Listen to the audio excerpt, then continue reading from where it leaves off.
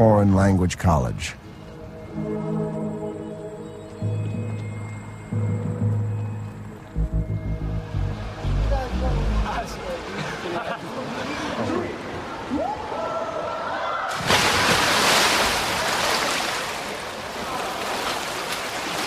I take great pride in having my son in college because I know if I was an American, I don't believe if I was a worker, I could afford it. And everyone dreams of, oh, if I could only send my children to college and have them develop better than me. And this has been solved.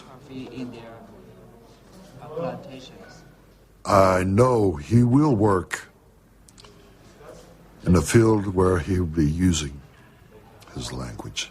Brazil government sent army lieutenant to arbitrate boundary dispute between French and Dutch Guyana. I started to learn English to become a diplomat. I'd like to make the world which has no war at all and no terror at all. He told me, I said, what? Really? Wow. I love you.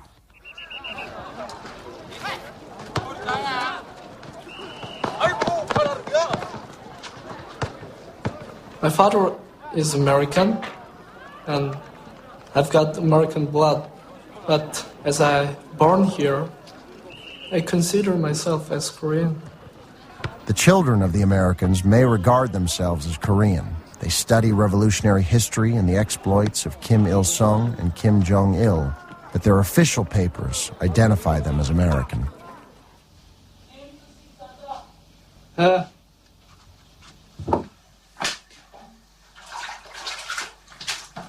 the 1990s, North Korea experienced severe food shortages and a famine in which hundreds of thousands, possibly millions, died from starvation.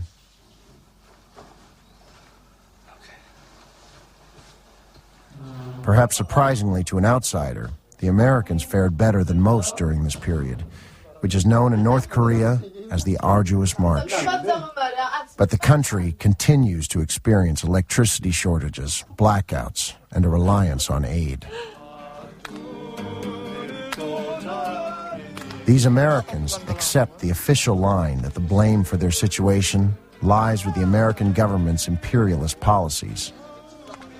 But how had these Western-looking kids become children of the revolution?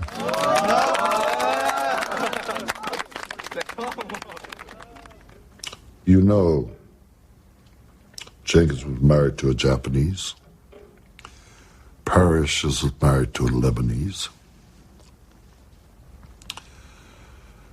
Apshire was married to a Korean.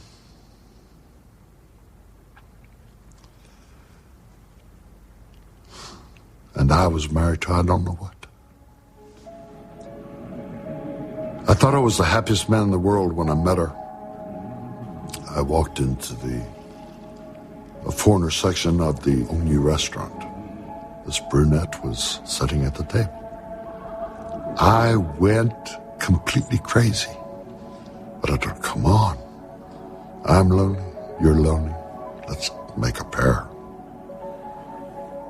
And I had two sons by her, Ted Dresnach and James Dresnach. What a woman. She made me 20 years older than I really was. Then one day in the winter, she was sick. And 5 months, one day later, she passed away.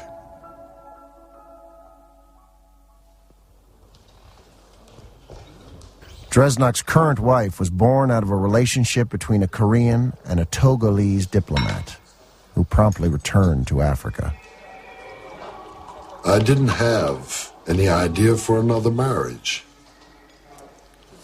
I figured that the children were big enough I could raise them, but it's not that easy.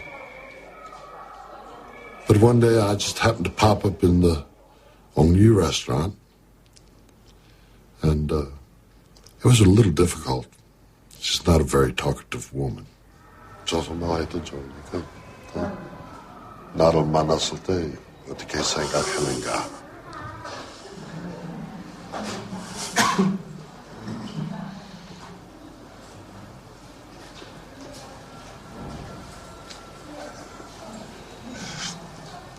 말아.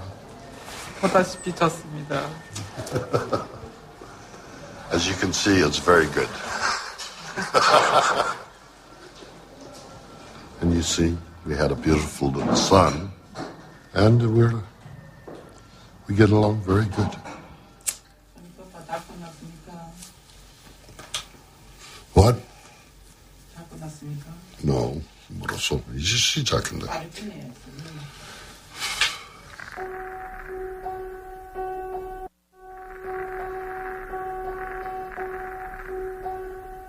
During the course of filming this project, allegations came to the fore that all the Americans were married to women who had been brought to North Korea against their will, and that Dreznok's first wife in North Korea was a Romanian kidnapped from Italy. Dreznok was reluctant to discuss his first wife in North Korea. He refused to confirm where she was from and never volunteered a photograph of her. I can say she was a European. I'd get her drunk and ask her. Shut up. Don't ask no questions. After so many times, I quit. I didn't care. Stories emerged that Absher's wife was from Thailand and not Korean, as Dreznok insisted, and that Parrish had married a woman kidnapped from the Middle East. No. His wife was living in Lebanon, huh? She come here on a tour, and then they met.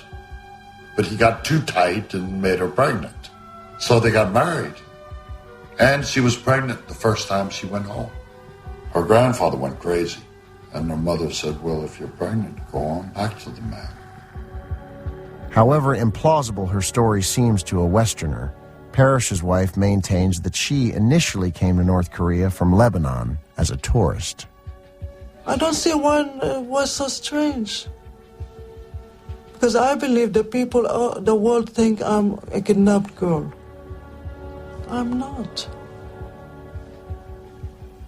My family and my government, they all know I'm in Korea. I'm not secret in Korea. And I'm free in Korea. I come here on my own. I wasn't forced. I wasn't kidnapped. I did all on my own. And my thinkings, my desire. Parrish's wife still lives in Pyongyang. All three of their sons have attended the foreign language university. The eldest has served in the Korean People's Army. Parrish's children had never seen photographs of their father as a young boy. They had no concept of the country where he had grown up.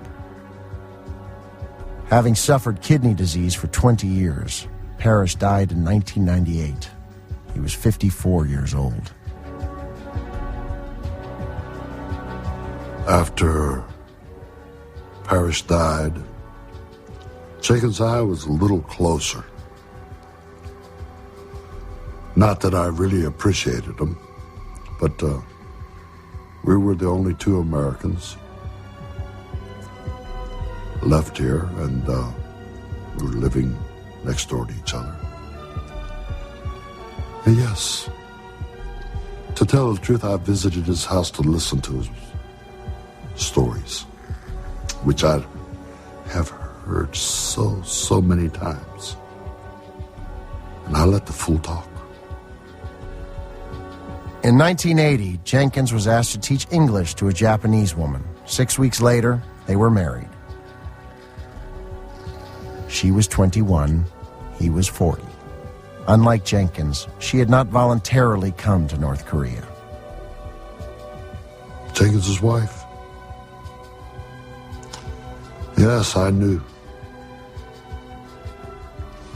When she had complete faith in us, She told us, you know, you just don't go around and broadcast, I was kidnapped from Japan. And now I hear the whole world knows it. It's true, she was kidnapped from Japan, put in a bag, put in a small motorboat. The motorboat went out to another boat, and she was carried from there to DPRK.